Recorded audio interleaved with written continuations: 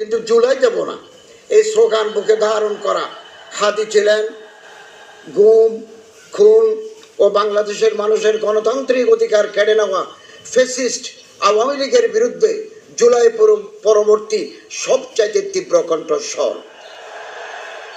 নতুন বাংলাদেশের সাংস্কৃতিক ন্যারেটিভ নির্মাণে শরিক হওয়ার জন্য প্রতিষ্ঠা করেছিলেন ইনকিলাব কালচারাল সেন্টার।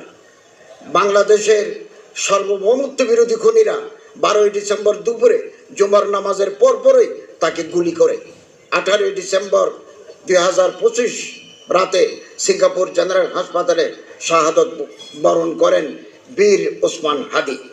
ওরা ওসমান হাদিকে নিশ্চিহ্ন করতে চেয়েছিল, আর ওসমান হাদি হয়ে উঠলেন আমাদের সবচেয়ে বড় প্রতীক স্বাধীনতা এবং সার্বভৌমত্বের। আল্লাহ তাআলা ওনার মাগফিরাত করুন এবং বেহেশতের অসংখ্য নাজ ও নিয়ামত দিয়ে আল্লাহ তাকে সম্মানিত করুন, আমিন।